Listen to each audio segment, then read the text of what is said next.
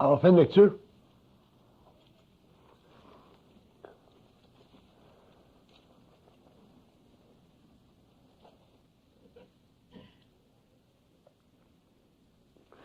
Vous avez-vous déjà demandé la question, comment ça fait qu'il y a des gens comment ça fait qu'il y a des gens qui tuent, comment ça fait qu'il y a des gens qui volent, comment ça fait qu'il y a des gens qui font ci, qui font ça. Des fois, on se pose la question,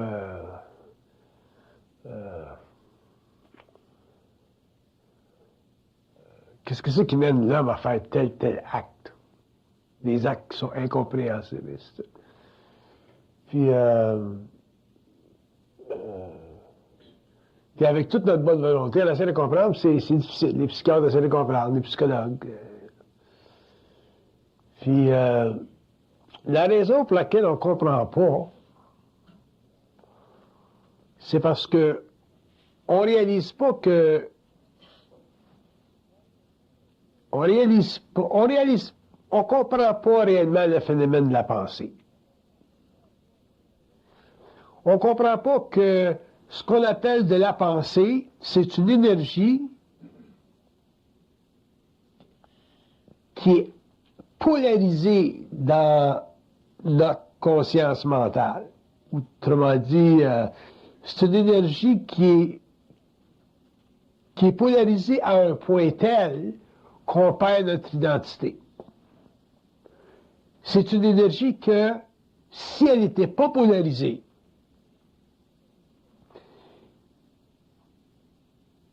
nous donnerait accès à un phénomène de télépathie, ou de pensée pure, ou de pensée universelle. Donc, plus l'homme est polarisé, dépendant de ses émotions, sa culture, son environnement, les influences, la pensée qui passe à travers lui devient de plus en plus subjective. Donc, si vous avez un individu qui a été extrêmement mal éduqué, mal formé quand il était jeune, débalancé dans ses émotions, violenté par ses parents, et ainsi de suite, l'énergie, quand elle passe à travers son système mental, est extrêmement astralisée, et à ce moment-là, bien, le type est capable de capter n'importe quelle pensée de cet homme vibratoire-là. Fait que si vous considérez la pensée comme une énergie qui flotte dans une atmosphère quelconque, un individu qui a un corps, qui a un ego très polarisé, va capter cette pensée-là. Alors qu'un autre individu qui n'a pas un ego polarisé comme ça ne pourra pas capter une pensée comme ça.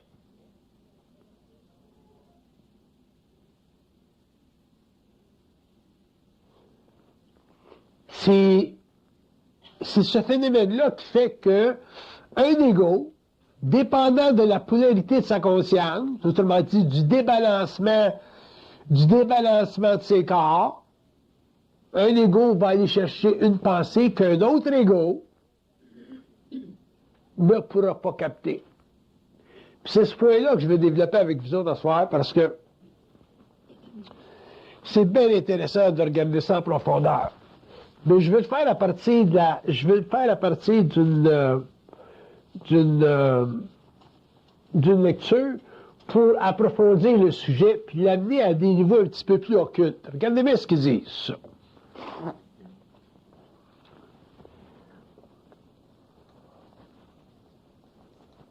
Il dit, quand vous pensez, vous recevez une pensée.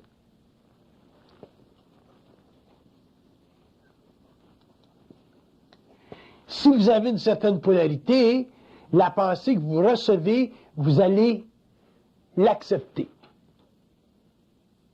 Elle va faire partie de votre moi. Vous allez la joindre à votre conscience égoïque, votre conscience personnelle. Elle va faire votre affaire.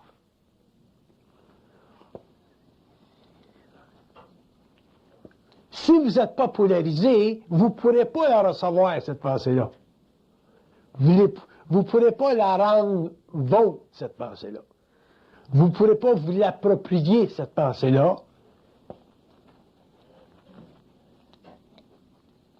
Parce qu'il dit, elle n'aura pas de terreau.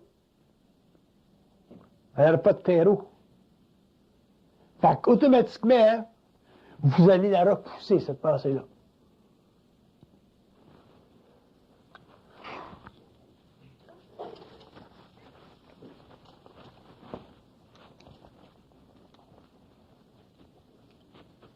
Il dit, une pensée, c'est une énergie mentale, mais astralisée. Ça veut dire que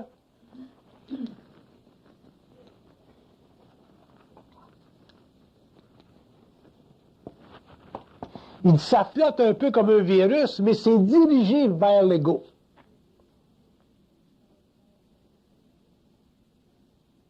Ça flotte comme un virus, mais c'est dirigé vers l'ego.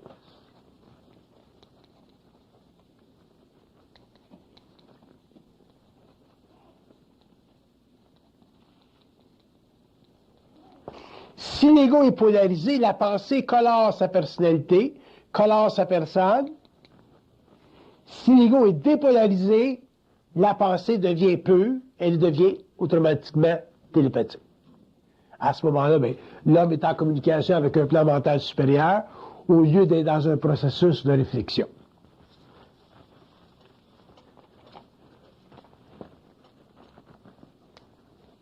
Il dit, on vous envoie souvent des pensées pour voir, pour tester à notre niveau, ils disent, pour voir si vous êtes polarisable. Des fois, vous allez dire, des fois, vous allez recevoir des pensées, puis vous allez recevoir des pensées qui vous fatiguent. OK? On va regarder ça, l'affaire, des pensées qui nous fatiguent. Quand vous recevez des pensées qui vous fatiguent, il dit ce sont des pensées qui vous sont envoyées pour voir si vous êtes polarisé. Si vous êtes polarisé. Polarisable. Si vous l'êtes, à ce moment-là, vous souffrez de la pensée que vous recevez. Parce qu'il dit, vous faites de la pensée comme si elle vous appartient. Vous ne voyez même pas le jeu entre nous autres et vous autres. Entre le plan mental, la source, puis vous autres, les récepteurs. À ce moment-là, il dit, vous souffrez de la pensée.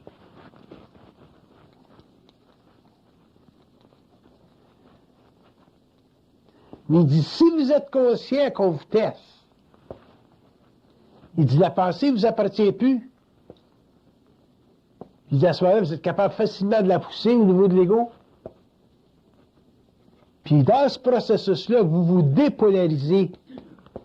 Donc, éventuellement, ces pensées-là, vous ne pouvez plus recevoir. Comprenez-vous?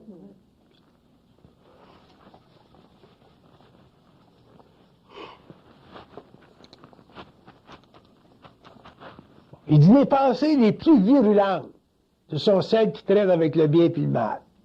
Parce que le bien et le mal, c'est la polarité même de l'énergie. Parce que dans le fond, le bien et le mal, ça n'existe pas. Mais la polarité de l'énergie crée ce qu'on appelle le bien ou le mal. Il dit, si vous êtes très spirituel, on vous envoie une pensée cochonne, vous êtes fait. Parce que votre polarité va vous faire souffrir. Si vous étiez conscient de nous autres, il dit, on vous envoyer une pensée cochonne, là, vous ririez, vous verriez la game qu'on joue, puis cette pensée-là cesserait de vous affliger au niveau émotionnel, puis elle ne servirait plus à rien.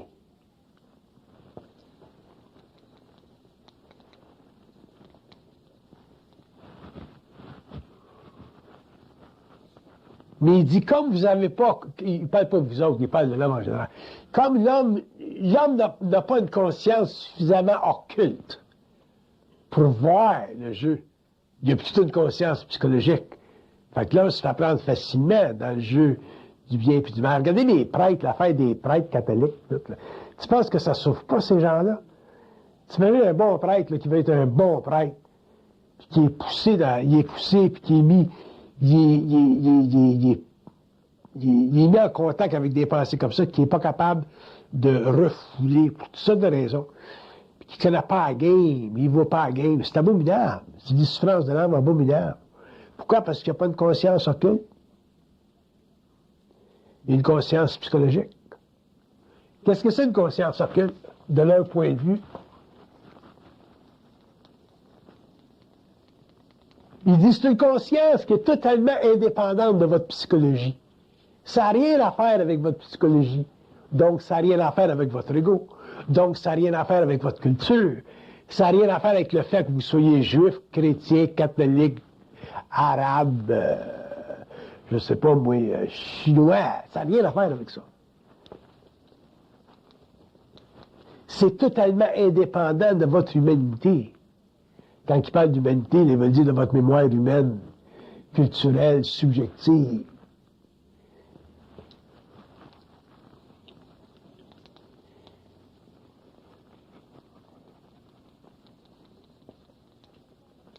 Donc, il dit une conscience occulte, dans le fond, c'est une conscience qui est capable de prendre conscience d'un autre monde.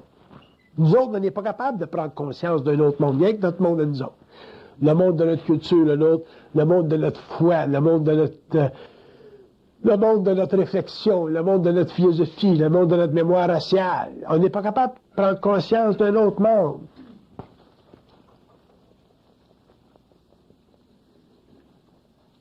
Bon, mais il dit que le fait que l'homme n'est pas capable de prendre conscience d'un autre monde, d'une autre dimension au niveau de son mental, est la raison pour laquelle il se fait toujours prendre dans la polarité de sa pensée.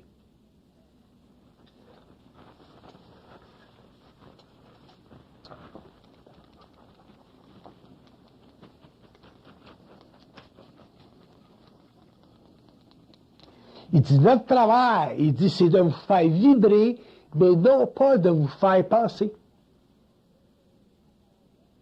L'origine, c'est de mettre l'homme en vibration, mais pas de le faire penser. Ça veut dire quoi, ça?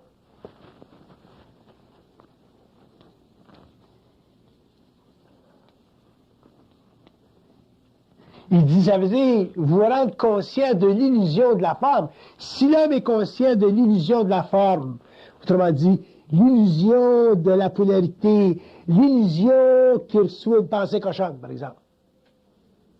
Si l'homme est conscient de l'illusion qu'il reçoit une pensée cochonne, il ne reçoit plus de pensée cochonne.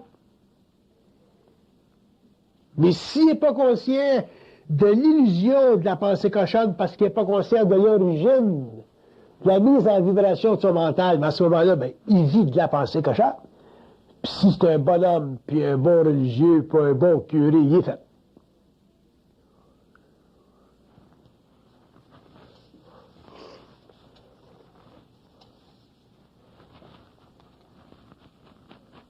Il dit la pensée à flotte dans des univers parallèles. Mais, il dit, elle est dirigée vers votre mental. C'est comme les rêves, ça. Dans les rêves, vous avez des infinités de formes. Ils peuvent créer des rêves qui n'ont ni queue ni tête pour nous autres, mais ça a toute une signification. Ça a toute une signification. Même un rêve qui est bien incompréhensible, tu le parles puis il te l'explique, c'est bien simple. Mais s'il ne te l'explique pas ou tu n'as pas l'intuition pour l'interpréter, là, ça devient incompréhensible, puis farfelu, puis ça n'a pas de signification, fait que tu ne peux pas l'utiliser. Fait que le rêve, qui est une forme pensée, parce que le rêve, c'est une forme pensée, mais au lieu d'être une forme pensée qui est dirigée vers l'homme en vibration, c'est une forme pensée qui est dirigée vers l'homme dans une forme. C'est ça la différence entre un rêve et la pensée quand vous êtes réveillé. Quand vous êtes réveillé, vous êtes en vibration dans le mental. Ce que vous appelez, vous autres, de la pensée. Tu ne rêves pas quand tu es réveillé. Quand tu es réveillé, tu penses. Mais quand tu dors, tu rêves. Pourquoi? Parce que quand tu rêves, tu reçois la pensée, cette énergie-là, sous une forme, alors que le jour, quand tu es réveillé, tu reçois la pensée sous forme de vibration. C'est quoi la différence entre rêver et être éveillé?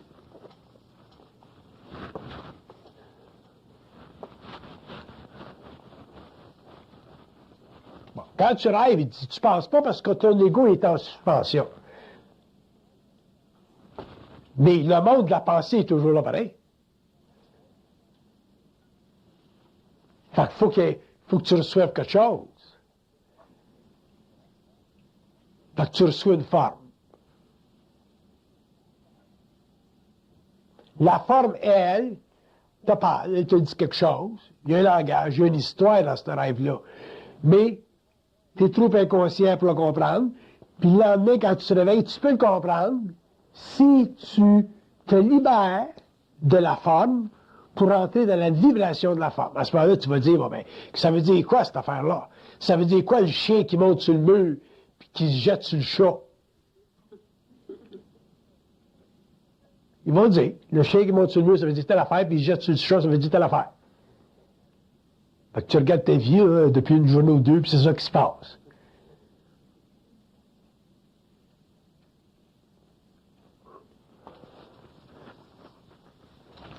Mais il dit, dans le rêve, tout est polarisé. C'est très polarisé, un rêve. Puis c'est seulement dans le rêve que la polarité est utile. Le jour, quand tu es réveillé, si tu viens une polarité dans le mental, c'est plus utile. Pourquoi?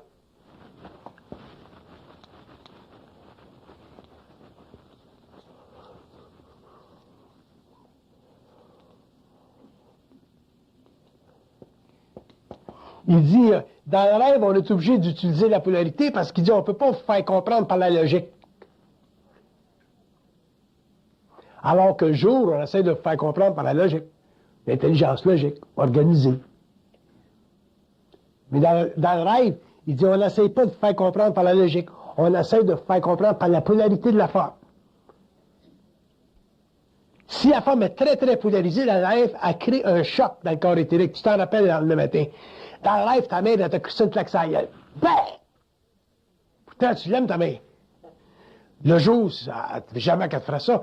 Mais dans le rêve, elle te donne un coup de poing sur la gueule. Ben! C'est très polarisé, ça. Ça va te faire soulever des émotions, ça. Puis si tu es conscient le jour, tu vas pas aller voir ta mère et elle va te donner un coup de poing. Mais ce que tu vas faire, tu vas étudier pourquoi est-ce qu'elle t'a donné un coup de poing. Puis ils vont te le dire. Fait que la polarité dans le rêve est utile. La polarité le jour est pas utile.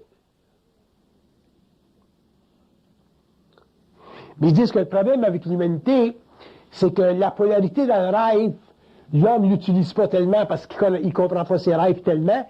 Puis le jour, la polarité, elle continue, le jour. Au lieu que l'homme soit simplement polarisé dans le rêve, puis dépolariser le jour, autrement dit, que l'homme a une conscience astrale dans le rêve, mais qu'il a une conscience mentale le jour, ils disent que l'homme a une conscience astrale dans le rêve, puis il continue le jour avec une conscience mentale astralisée. Ça mène quoi, ça?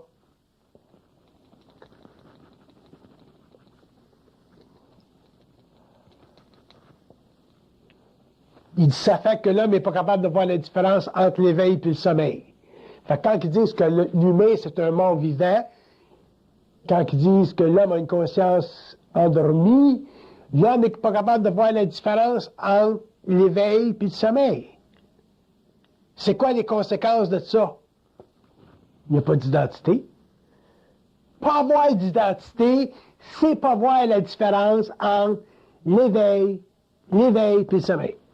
Autrement dit, c'est ne pas voir la différence entre une conscience qui est libre de la polarité, puis une conscience qui utilise la polarité. Donc nous autres, le jour, on ne voit pas la différence. Fait que dans un sens,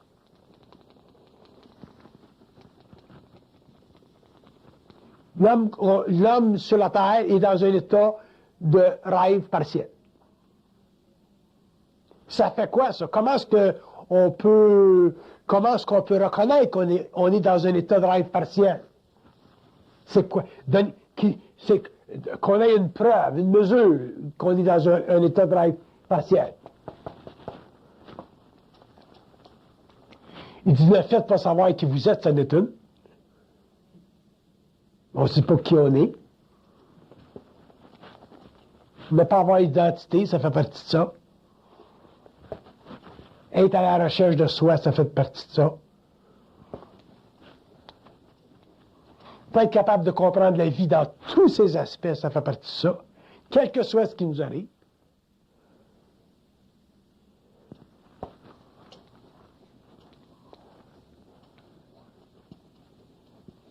Il dit être constamment en expérience, mais jamais en étude de l'expérience. On est en expérience, mais on n'est pas en étude de l'expérience. J'ai rien contre l'étude de l'expérience. L'étude de l'expérience nous permet de comprendre la mécanique occulte de la vie. Pas de problème. Mais être en expérience, c'est pas bon.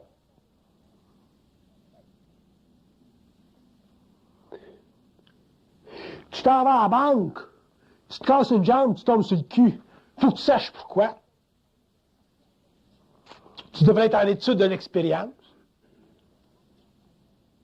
Si tu vas par en dedans, puis tu te père, il va te dire, bon ben, jambe cassée, vie changée. Il vient de t'envoyer un signe. Jambe cassée, vie changée. Ça, c'est l'étude de l'expérience. Mais si t'es pas en étude d'expérience, t'es pris avec jambe cassée. Seulement. Ça mène pas nulle part, ça. Jambe cassée, vie changée, c'est pas un problème. Tu te casses la jambe pour changer ta vie, pas de problème. C'est très bon que tu te casses les jambes. Il y a du monde qui devrait se casser les jambes souvent. Mais jambes cassées, puis pas savoir pourquoi, parce que tu peux pas faire l'étude de l'expérience, c'est un gros problème. Moi, j'ai un bearing sur mon char là, qui est en train de péter. Il faut que je sache pourquoi est-ce qu'il pète. Pourquoi est-ce que mon bearing pète? Tu vas vers là-dedans, ils vont te le dire. Pourquoi est-ce que le bearing pète? Ça veut dire quoi, un bearing, c'est un char qui pète? Ça veut dire quoi, c'est ton char, ton mofleur qui saute? Ça veut dire quoi, un oiseau qui arrive dans ta vitre et qui se casse le cou, paf, le matin? Ça veut dire quoi, que tu arrives sur la glace, tu tombes sur le cul, paf, tu te casses un os? Fait que si t'es pas dans l'étude de l'expérience, t'es rien que dans l'expérience.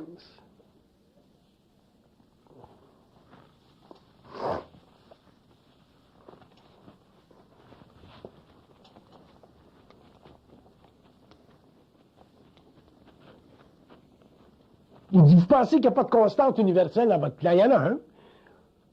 La vie, à part des plans les plus élevés, puis elle descend dans les plans les plus bas. Il y en a une constante universelle. C'est quoi une constante universelle? Il dit, ça veut dire qu'on est toujours capable d'expliquer ce qui se passe dans votre vie. Que ça fasse votre affaire ou non, ça c'est votre problème. Mais on peut toujours vous l'expliquer. Ça, c'est l'étude de l'expérience. C'est quoi l'étude de l'expérience? Il dit, c'est votre capacité en tant qu'égo de transcender votre polarité pour comprendre votre vie. Après ça, vous n'avez plus de problème. Même si votre maison passe en feu, il n'y a pas de problème. Mais si tu n'es pas dans l'étude de l'expérience, ta maison passe en feu, là, tu as un gros problème. Mais si elle passe en feu et tu es dans l'étude de l'expérience, c'est pas de problème. Il n'y a jamais de problème quand tu es dans l'étude de l'expérience. Pourquoi?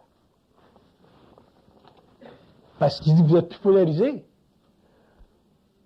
Qu'est-ce qui arrive quand l'homme est plus polarisé? Il n'est plus sujet à l'émotionnel mental.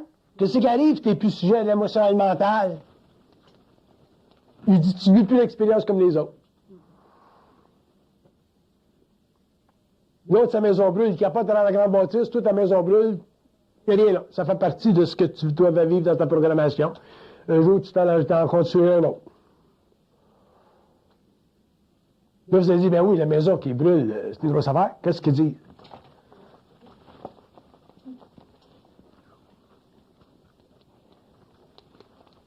Il dit, vous pensez toujours que vos expériences, c'est des grosses affaires, parce qu'il dit, vous pensez que la vie, c'est une petite affaire.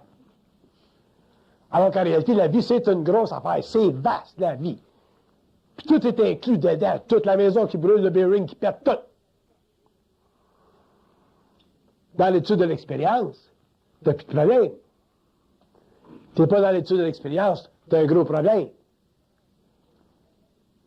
Pourquoi se marier tel gars? Si tu n'es pas dans l'étude de l'expérience, tu as un gros problème. Tu es dans l'étude de l'expérience, il n'y a pas de problème. Tu fais 10 ans avec, tu apprends quelque chose, vous vous séparez, vous êtes bien chum, il s'en va d'un bord, tu t'en vas de l'autre. Ça continue, la vie. Mais si tu n'es pas dans l'étude de l'expérience, tu as un gros problème.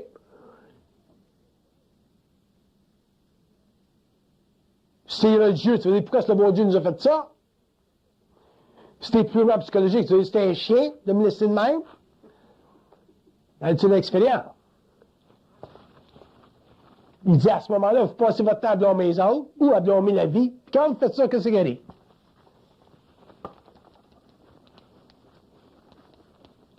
Il dit, quand vous blâmez la vie, il dit, vous restez dans le rêve. Quand tu blâmes la vie, tu restes dans le rêve. C'est impossible pour un homme conscient des plans de blâmer la vie. Pourquoi? Parce qu'il n'est pas polarisé. C'est la polarité qui nous fait blâmer la vie, blâmer les autres, blâmer le gouvernement, blâmer la mère, blâmer le père, blâmer le mari, blâmer le... Mais quand tu es dans l'étude de l'expérience, tu ne peux pas blâmer personne. Pourquoi tu ne peux pas blâmer personne? Parce que tu n'es plus polarisé. C'est quoi être polarisé? C'est être dans le rêve. C'est quoi être dans le rêve? C'est pas être conscient. C'est quoi pas être conscient? C'est pas être intelligent. C'est quoi pas être intelligent?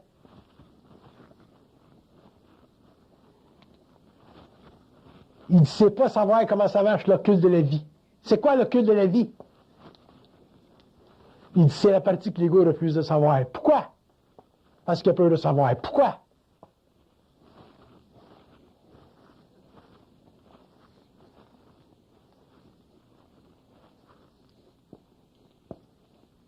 Parce qu'il dit qu'il a peur de faire sauter les barrières qui lui donnent une fausse sécurité.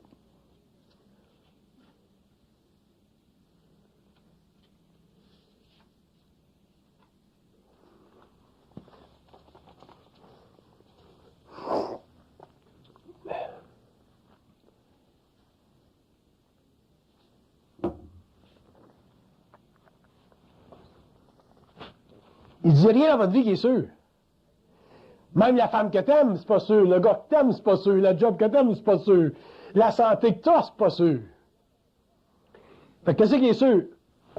Rien. Qu'est-ce que tu fais avec le fait que rien n'est sûr? Il ne sait pas. Comment est-ce qu'il m'a dit ça? Je l'ai perdu. Il ne sait pas que rien n'est sûr qui est le problème. C'est que toi, tu le sois. Que rien soit sûr, c'est pas un problème. Mais que toi, tu ne le sois pas, ça, c'est un problème. Que tu aies le cancer, c'est pas grave. La vie n'est pas sûre.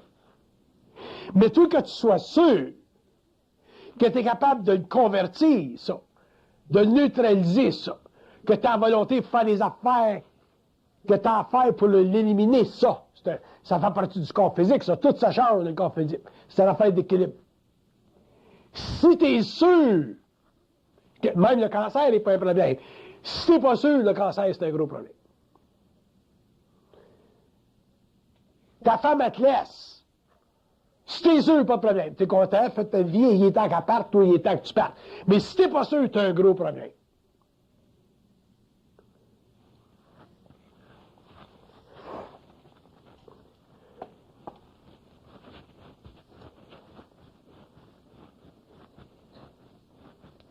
Il dit, si vous cherchez le sûr dans la vie, un jour, on va vous avoir.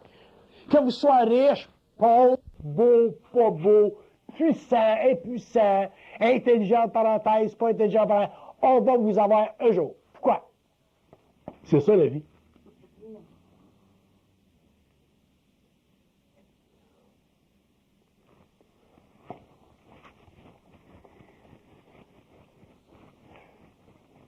Il dit, vous ne pouvez pas fonder votre vie sur la certitude de la vie. Vous devez fonder votre vie sur votre certitude à vous autres. C'est quoi ça?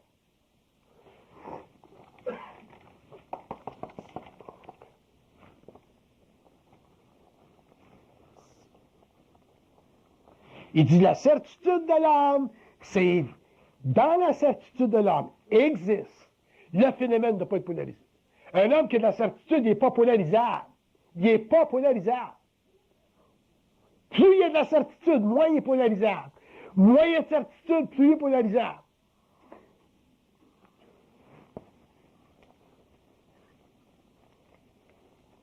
C'est quoi la polarité? C'est l'excitation de votre ego. Votre ego, il est excité quand le médecin vous dit que tu as un cancer.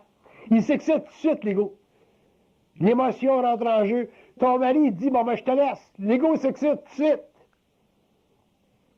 L'enfant meurt d'un accident. L'ego s'excite tout de suite. Il dit, vous êtes tellement excité et excitable que vous en êtes niaiseux.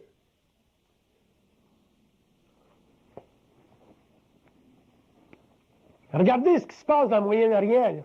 L'excité. L'arabe excité puis le juif excité. Qu'est-ce que ça fait? Là?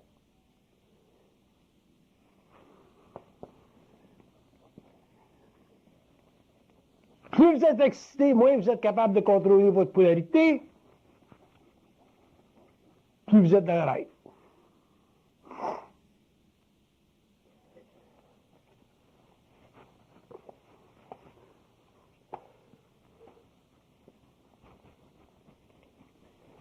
Puis c'est évident, quand vous êtes excité, bien, vous allez pogner toutes les pensées là, qui sont là, des atmosphères là, parallèles, là.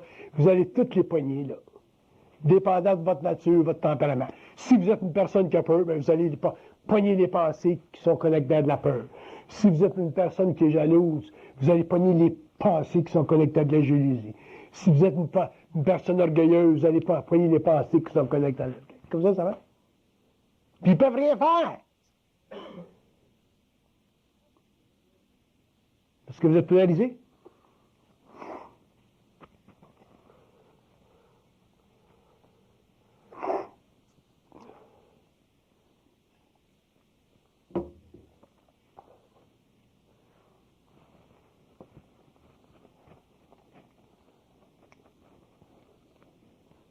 Donc, il dit une conscience occulte, il dit c'est une conscience qui connaît tout ça, qui comprend tout ça, qui sait tout ça.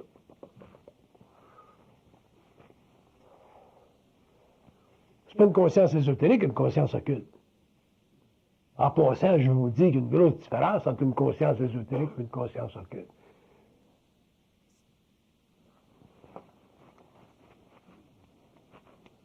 Il dit une conscience ésotérique, c'est une conscience qui est perdue dans des chimères. C'est ça la conscience ésotérique.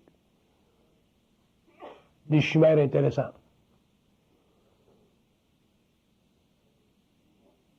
On va se guérir avec des petits cristaux. On va se guérir avec de l'encens à la maison. Des chimères intéressantes.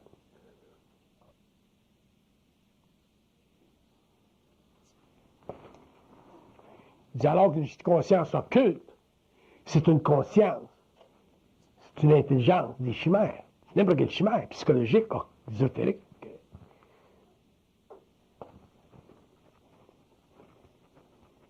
Il dit un homme qui a une conscience occulte n'est plus un homme, il est simplement un être dans un corps matériel.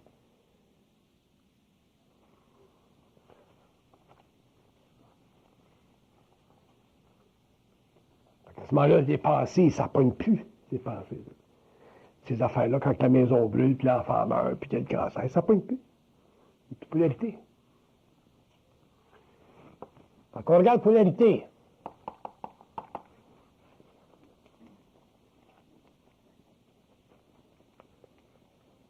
Il dit c'est l'ingrédient fondamental de toute souffrance humaine sur la Terre.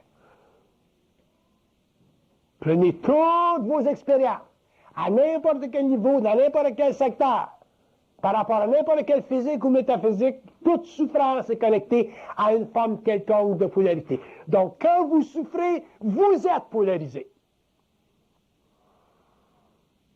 La seconde que vous souffrez, que ce soit pour des bonnes raisons, des pas bonnes raisons, vous êtes polarisé.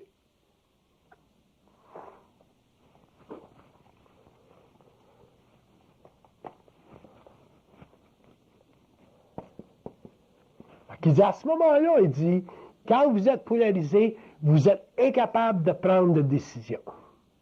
Vous pensez que vous en prenez une, mais vous n'en prenez pas. Parce que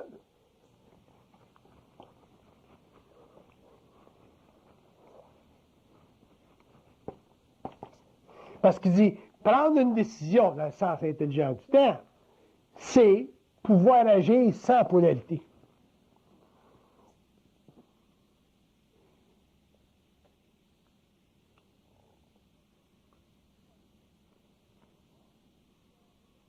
Prendre une décision, c'est pouvoir agir sans polarité.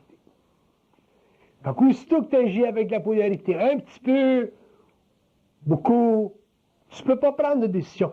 Tu penses que tu en prends une, parce que tu as un libre arbitre. Mais dans le fond, tu n'en prends pas. Parce que tu es encore dans un état, de sommeil, tu es encore dans un état de rêve transposé durant ta conscience diurne. Fait que tu ne prends pas de décision. Tu penses que tu prends une décision. Moi, je m'en viens sur l'autoroute en soir, j'ai un bearing de casser dans mon char, puis à un certain point, là, le bearing commence à craquer pas mal. Puis ça fait des drôles de bruit, tu as l'impression que la roue va sauter. Ben, j'ai dit à la roue, es-tu correct? Là? Il dit, es-tu correct? Je continue mon chemin. Ça, c'est pas polarisé, ça. Si je commence à freaker, là, je suis fait. Là, il faut que j'arrête, il faut que j'appelle la police, il faut que j'aille du garagiste. Je suis bon encore pour 75 000.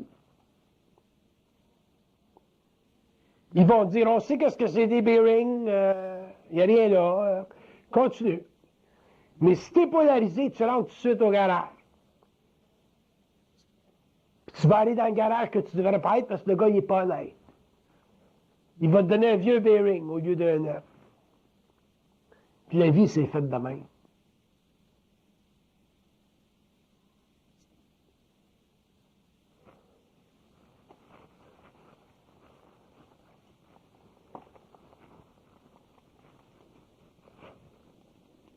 Il dit la polarité, il dit vous allez savoir qu'est-ce que c'est pas intellectuellement, vous allez savoir qu'est-ce que c'est quand vous allez réaliser que vous allez avoir une mesure de jusqu'où vous êtes manipulable. C'est là que vous allez savoir qu'est-ce que c'est de la polarité. Avant ça, c'est un concept intellectuel. Mais savoir qu'est-ce que c'est de la polarité, là, c'est quand vous allez être manipulé. Ton bearing va casser sa route, tu vas freaker net, tu vas être énervé. Là, tu es polarisé. Ta femme te crisse là, elle en a plein de casse de toi, là. Il est temps. Là, le monde s'écrase autour de toi. Ton monde s'écrase. Là, tu vois que tu es polarisé. Dans le fond, si ta femme te crisse là, tu devrais dire merci, bien gentil. On a fait un chemin ensemble, ça a été merveilleux. On peut se donner un petit coup de fil de temps en temps. Non, non, là, c'est la grosse décompression. Je vais me suicider. T'es en train de fucker ma vie. J'ai tout investi ça pendant tant d'années. C'est la polarité.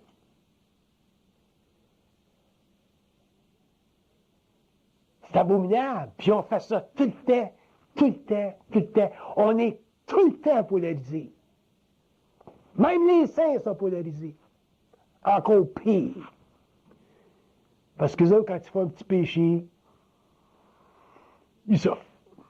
Le bon saint, là, quand il veut passer une belle femme bien coupée sur la rue, là, puis là, il se retourne, puis il n'est pas capable de ne pas regarder, là. Puis ça reste dans son imagination, soit quand il rentre dans sa petite cellule. Je te dis que c'est dur pour un saint. Il se flagelle, il se flagelle, il se flagelle. C'est abominable, la polarité.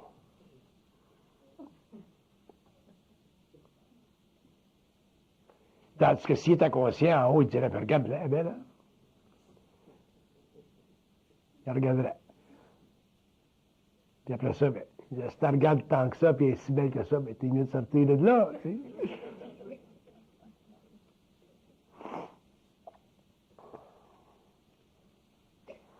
L'affaire des prêtres, c'est toute la polarité. Puis l'Église, elle veut cacher ça pendant des générations, puis des siècles. Tu peux pas faire ça. Un jour, ça pète dans le fret. Ça pète. C'est bon que ça pète.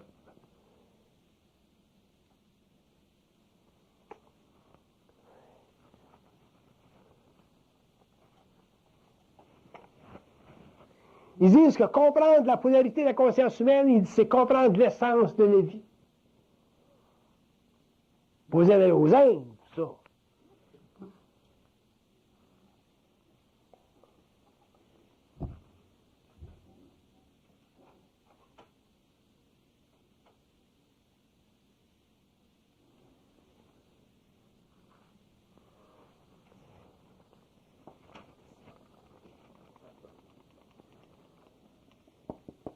Il dit, la polarité, c'est la coexistence de ce qu'on appelle, nous autres, le bien, le mal, le bon, le pas bon, le beau, le pas beau, le vrai, le pas vrai. C'est la coexistence. Il dit, comment voulez-vous avoir des esprits en paix si vous avez cette coexistence dans votre tête tout le temps? T'es marié au Christ, puis tu vois une belle femme qui passe. T'es fait. T'es pas capable de dealer avec la coexistence.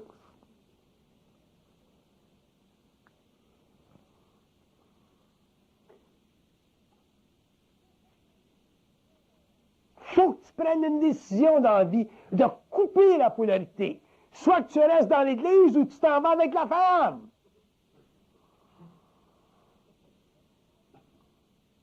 Mais tu ne peux pas faire les deux.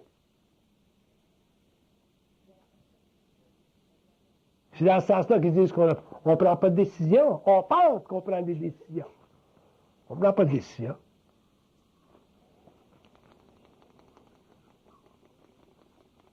Il dit vos décisions, il dit c'est toujours des manœuvres de l'ego.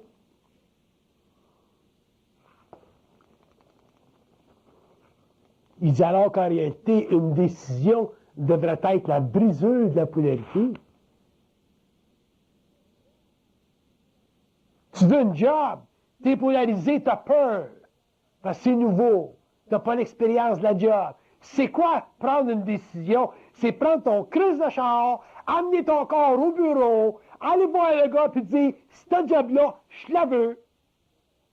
Le gars va dire, ben oui, mais t'as vu, tout le monde la veut. Le gars, je la veux. Comment tu me payeras pas pendant 6 mois? Je la veux. M'a travaillé en fin de semaine, je la veux. Le gars, il dit, bon, j'ai quelqu'un d'autre. Tu reviens 3 semaines plus tard. Il est encore là, le gars que t'avais là? Non, il est parti. Donne-moi là, je la veux. Éventuellement, il va te la donner. Il dit, tabarnak, il a vu tellement ce job-là. C'est ça une décision. Mais si t'es polarisé, t'as peur.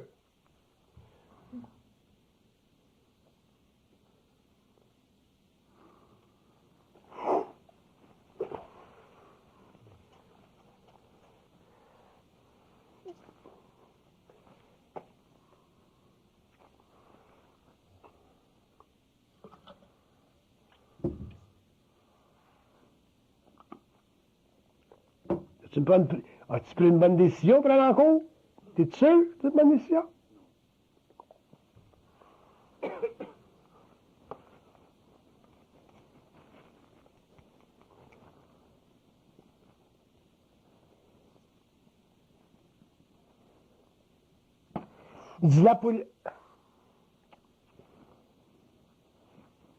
Il dit l'élimination chez l'homme de ce qu'on appelle la polarité. Il dit c'est notre habilité en tant qu'être de s'introduire dans le centre de ce qu'on est. Ça veut dire quoi?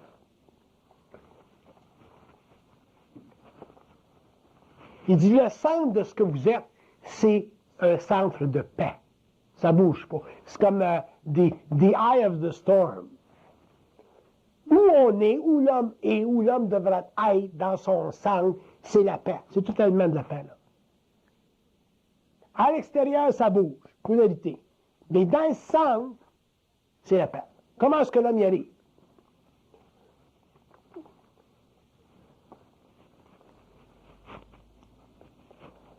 Il dit, l'homme va y arriver quand il va comprendre qu'il ne peut pas substituer ce qu'eux autres appellent la paix. Pour nous autres, là, parce qu'on a un concept de paix qui est pas mal guéri, mais que ce qu'eux autres appellent la paix, l'homme ne peut pas substituer ce qu'eux autres appellent la paix pour... Je ne me rappelle plus le reste qu'il disait.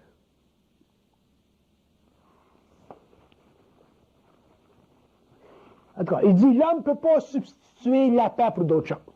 La paix, c'est sans équivoque, c'est un absolu, c'est un whatever it is. Ça se dit pas la paix. La paix, c'est un absolu, ça fait partie du centre. Comment est-ce que l'homme réalise ça?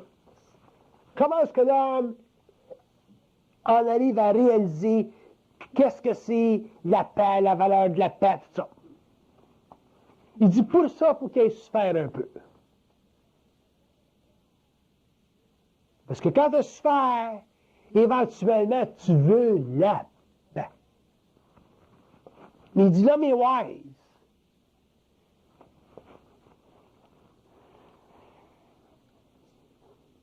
Il dit l'homme, il aime ça un petit peu de trouble. Pourquoi?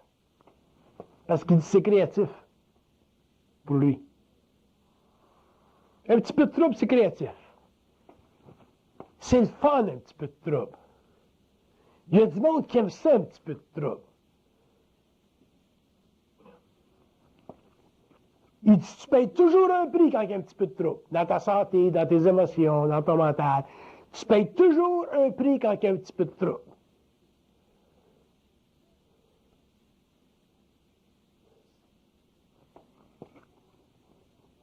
Puis il dit, l'homme, il aime ça un petit peu de trouble parce qu'il y a de l'adrénaline là-dedans.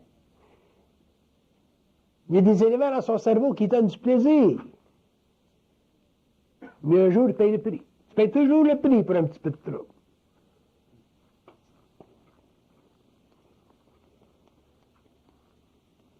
Trop de paix pour l'homme normal, là, c'est plat. C'est plat.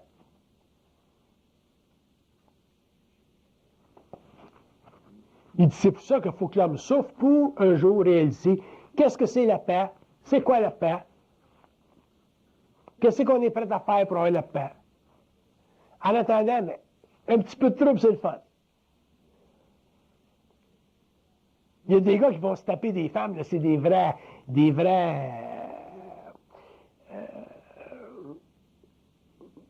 comment est-ce qu'on dirait ça, là?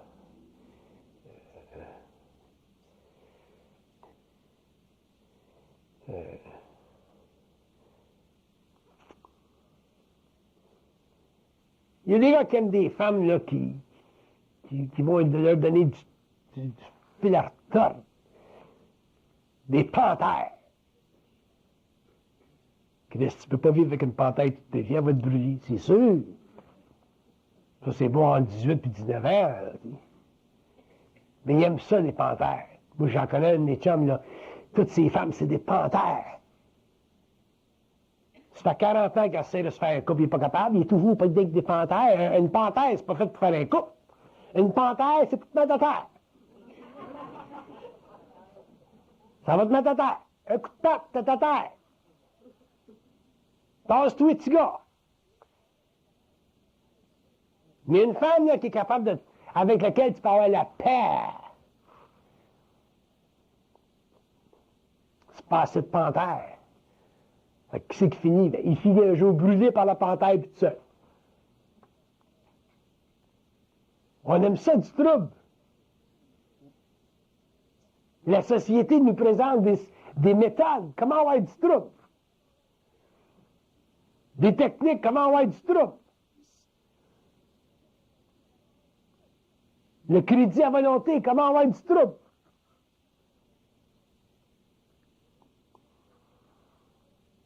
Vivre plus haut que nos moyens. Comment avoir du trouble?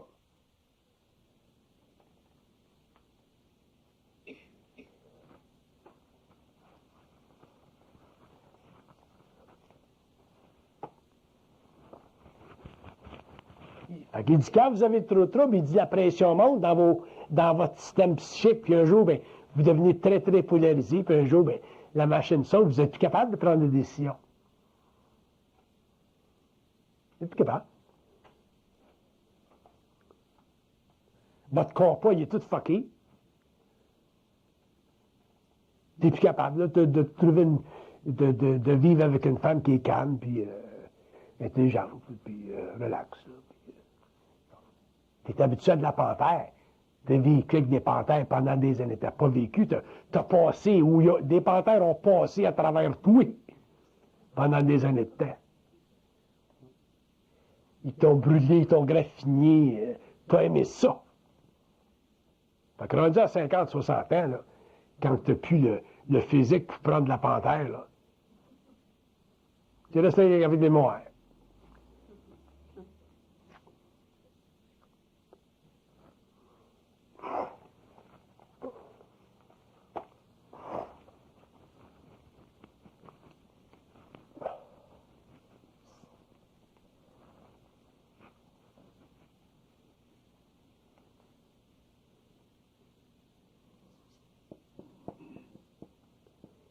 Ils disent que chaque être humain a sa propre polarité. Elle a sa polarité, elle a sa polarité, elle a sa polarité, lui a sa polarité. Vous avez toute votre polarité.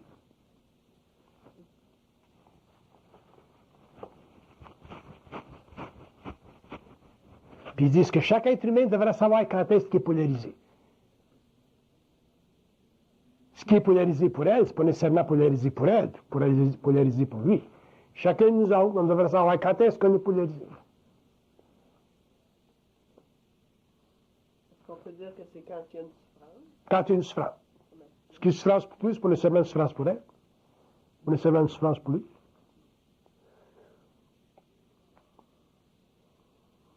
Moi, il me tourne la tête pour une belle femme, c'est pas une souffrance. Moi, pour un curé, différent.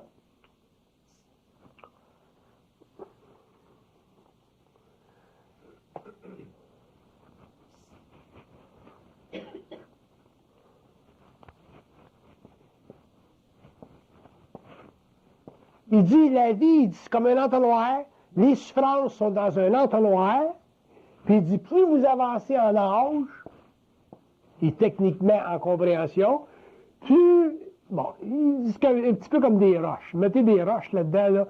Puis plus la vie avance, bien, éventuellement, les roches passent, les roches passent, les roches passent. Puis éventuellement, il y en a de moins en moins. Plus tu es conscient, moins il y a de roches, ou d'obstacles au passage de ton entonnoir. À ce moment-là, bien, éventuellement, la vie est simple.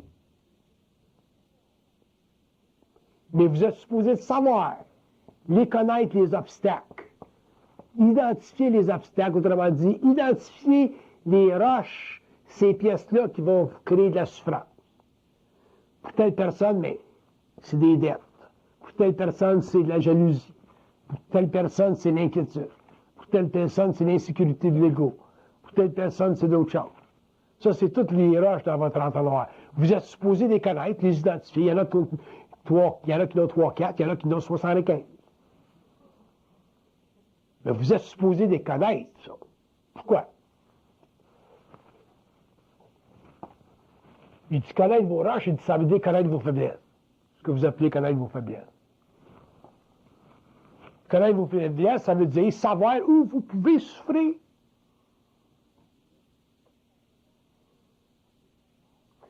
Fait que le gars qui aime une panthère, il devrait savoir que c'est sa faiblesse, parce que c'est là qu'il va souffrir.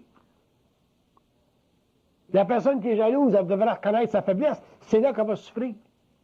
Fait que si vous connaissez vos faiblesses, éventuellement, vous allez les dépolariser, ces énergies-là. Fait qu'éventuellement, vous allez en être libre. Mais si vous n'en prenez pas conscience de vos faiblesses, donne-moi une de tes faiblesses. Une, vite, vite. La peur d'être abandonné. La peur, OK. La peur d'être abandonné. La peur. Il dit la peur d'être abandonné, dans son cas, elle, ça la ronde. Ça ronde. Ça revient, puis ça revient. Ça fait quoi, ça? Ça la rend insécure. Ça fait quoi, ça, la rendre insécure? Il dit ça y empêche de se concentrer en focus sur d'autres affaires dans la vie. Ça y enlève du focus. Ce qui veut dire ça y enlève de la puissance. Ce qui veut dire ça y enlève de la volonté. Ce qui veut dire ça y enlève du centre décisionnel. Ce qui veut dire ça y enlève toute une panoplie d'expériences qu'elle pourrait vivre si elle n'avait pas ça.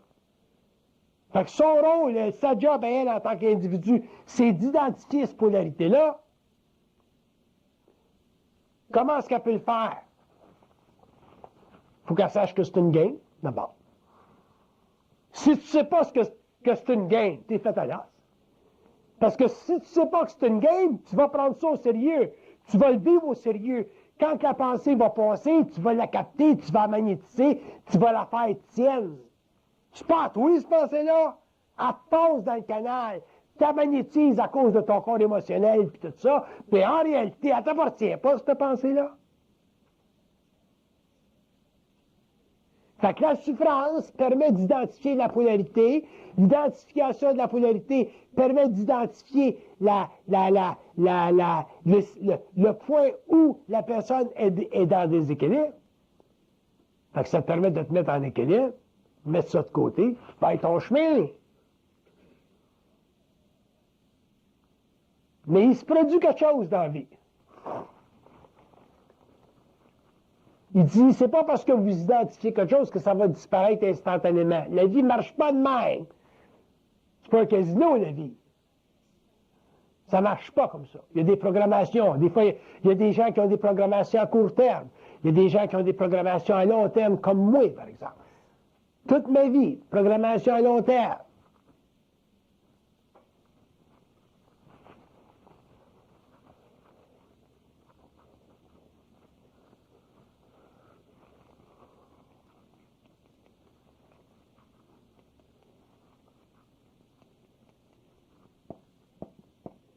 Il dit, plus vous identifiez vos polarités, autrement dit, où vous souffrez, il dit, plus vous devenez libre de votre souffrance, même si elle continue. Puis éventuellement, elle disparaît. Mais elle ne va pas disparaître tout d'un coup. Avec le temps, elle disparaît. Parce que c'est une programmation.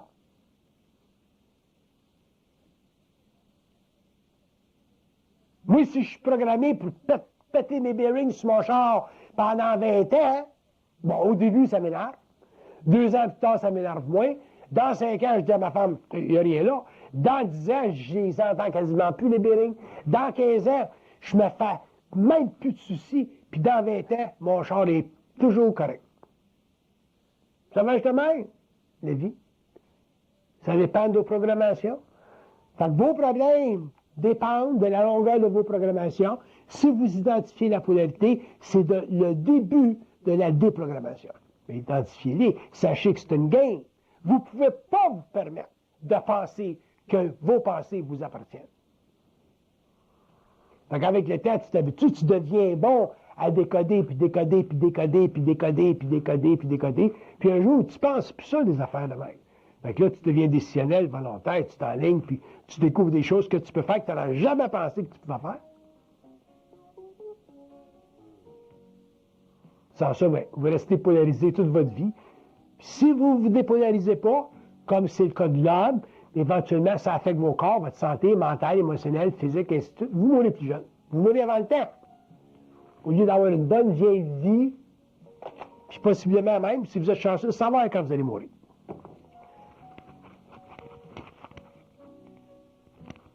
OK, on prend un break.